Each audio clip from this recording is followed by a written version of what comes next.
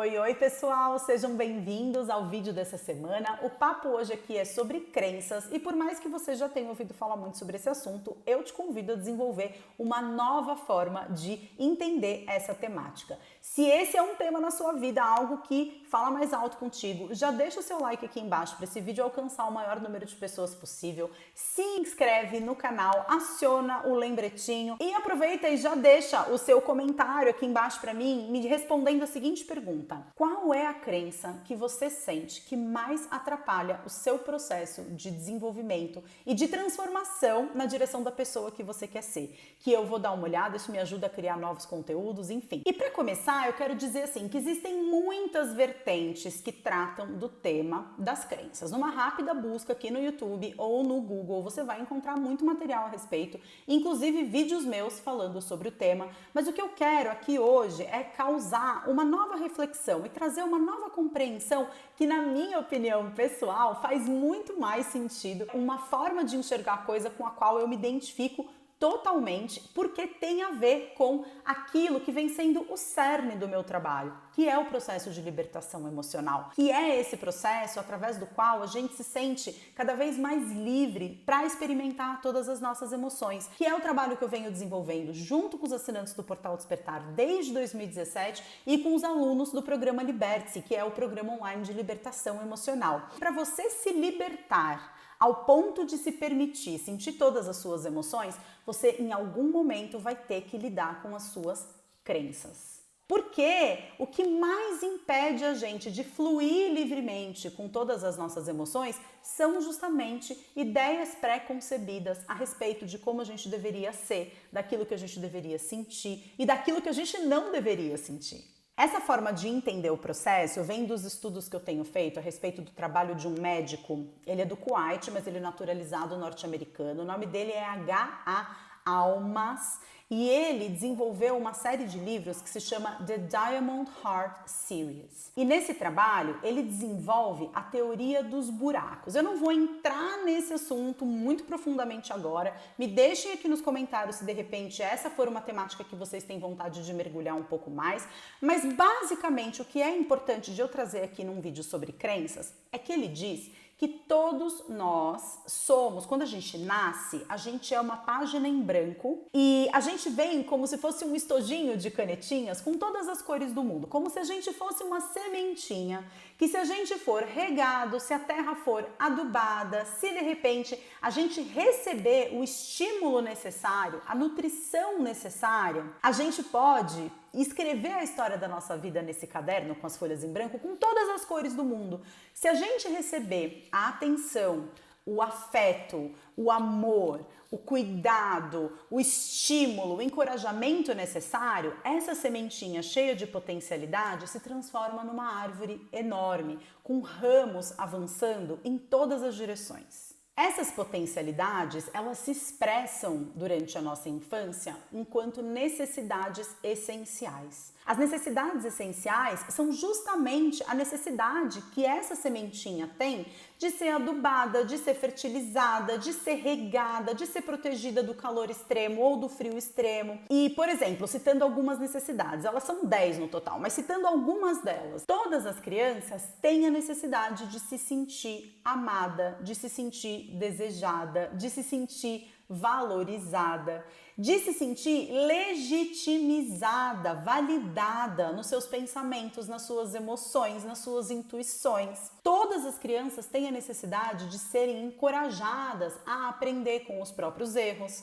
a se distanciar dos pais e investigar, descobrir a sua própria natureza única e especial. O problema é que quando ela não recebe esse tipo de nutrição, quando não recebe o estímulo necessário para desenvolver essas habilidades, essa árvore, que se tivesse sido adequadamente nutrida, estimulada, fertilizada, teria crescido em todas as direções com ramos enormes, cheios de folhas, cheias de flores, cheias de frutos. O que acontece? O ramo não cresce. O ramo fica ali envergadinho, ele fica sequinho e naquela copa gigantesca fica um buraco. E esse buraco, como a criança ela é extremamente autorreferente, ela vai criar uma explicação de por que ela não foi nutrida naquele sentido. Esse buraco das necessidades essenciais que não são atendidas é como se fosse um buraco negro emocional que suga para dentro todas as explicações e todas as ideias a respeito por que ela não foi nutrida naquela direção. Essa autorreferência da criança faz com que ela busque nela mesma uma explicação de por que ela não é especial. Por que ela não é capaz de se distanciar dos pais e descobrir a sua própria individualidade? Por que ela não consegue se sentir tranquila em cometer erros e aprender com os erros? E aí ela começa a preencher esse buraco com explicações absolutamente não verdadeiras, mas que naquele momento, com o nível de imaturidade do sistema nervoso central, é a ideia que ela consegue colocar ali. Se ela não foi suficientemente estimulada a aprender com os próprios erros, ela pode desenvolver um perfeccionismo muito grande com a crença de que eu não sou inteligente. Se ela não foi encorajada a se distanciar dos pais para descobrir a sua própria individualidade, ela pode crescer uma pessoa que não consegue ficar sozinha e que eventualmente pode acabar pagando preços caríssimos para estar dentro de um relacionamento, como, por exemplo, quem apresenta uma dinâmica de relacionamento codependente. Se ela não é validada, por exemplo, em relação às suas emoções, aos seus pensamentos, aos seus sentimentos, e ela recebe em algum momento o feedback da família de que ela é muito dramática ou que ela é muito brava, ela pode criar a crença de que ela não é amada por conta da personalidade dela. E então ela cresce com aquele senso de inadequação, de que eu só vou conseguir aquilo que eu quero quando eu deixar de sentir coisas que eu sinto. Eu não posso ser dramática, então eu reprimo as minhas emoções. Toda crença traz uma ideia de insuficiência. E toda criança cresce achando que ela não recebeu a nutrição que ela deveria ou gostaria de ter recebido enquanto sementinha, porque ela não foi boa o suficiente de alguma forma.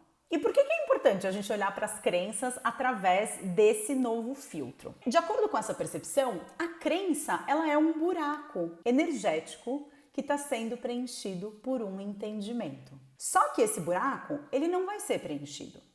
Porque a única forma dele ser preenchido seria se a gente entrasse numa máquina do tempo, voltasse lá para a nossa infância e falasse com os nossos pais, olha, você não fazer isso agora vai me trazer tal consequência no futuro. Não tem como a gente fazer isso. E faz parte do nosso processo de libertação emocional a gente aceitar essa nossa parte ferida. Faz parte do processo de libertação emocional se libertar da expectativa de que algum dia a nossa criança ferida, massacrada, vai evoluir e se transformar num adulto super seguro de si. A nossa criança ferida, antes de qualquer outra coisa, ela é formada na forma como o nosso cérebro funciona. O nosso sistema nervoso central, ele guarda um registro de todos os traumas, todas as necessidades desatendidas e todas as vezes em que a gente quis receber alguma coisa do mundo externo e não recebeu. E, consequentemente, guarda a explicação de por que isso aconteceu. E essas crenças, elas justamente vão ser aquilo que é engatilhado na nossa vida futura quando alguém vem e insinua que aquilo que a gente pensa a nosso próprio respeito é verdade. Aí a gente vira o bicho, aí a gente quer socar a cara de quem disse isso pra gente ou quem insinuou isso, ou então a gente se esconde. Quando a gente se percebe engatilhado, em vez de acreditar nisso que essa voz fica dizendo dentro da nossa cabeça e que vai dizer pra gente que pra gente receber aquilo que a gente gostaria de receber dos outros, basta que a gente atenda a esta crença, basta que a gente se melhore nesse sentido. Então, se eu não me sinto inteligente, basta eu estudar mais. Se eu acho que as minhas emoções são inadequadas, basta eu parar de sentir. A aceitação da nossa parte ferida leva a gente para um lugar da gente fazer pela nossa criança aquilo que não fizeram pela gente quando a gente era criança. O caminho é cada vez mais, ao invés da gente se identificar e colocar como mais importante esse pensamento que a gente tem, então a gente fica lá tentando eliminar a crença limitante, ou a gente fica tentando trabalhar a questão da crença, deixa essa crença de lado, ignora o que essa voz está falando e se coloca a serviço do seu sentir. Esteja com a sua criança na hora de sentir a frustração por não ter recebido aquilo que ela gostaria de receber. Esteja com a sua criança, fica do lado dela, sem precisar dar explicação de por que as coisas foram assim ou por que as coisas foram assado. Não coloque a sua energia mental a serviço de continuar preenchendo esse buraco.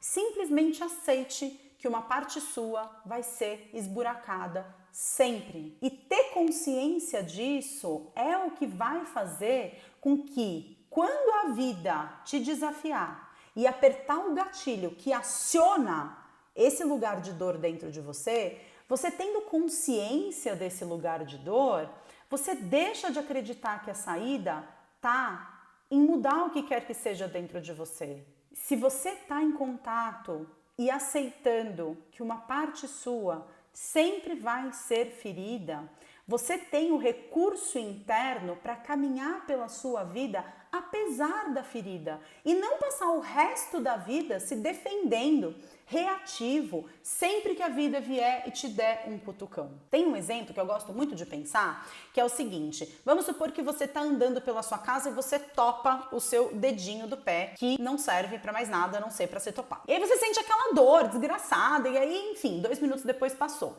Aí você está andando na rua e aí o seu filho vem e pisa no seu dedinho e você sente aquela dor gigantesca. A dor que você está sentindo naquele momento só está acontecendo porque você já tinha machucado o dedo antes. Você pode criar uma construção mental falando, porque você não presta atenção, se eu tivesse com outro sapato talvez essa dor não tivesse doído tanto. Ou você pode criar uma ideia de que tá vendo, eu não devia ter vindo andando, eu devia ter vindo de carro, eu devia estar sozinho. Nada disso muda o fato de que o seu dedinho já estava machucado. E quanto mais consciência a gente tiver a respeito disso, mais livre a gente é para viver a vida, não buscando a cura das nossas dores, porque muitas vezes elas são registros aqui. Não tem como a gente apagar esses registros. Não é um reset que você dá no sistema. O seu cérebro foi formado nessas relações que moldaram o seu funcionamento quando você ainda era criança.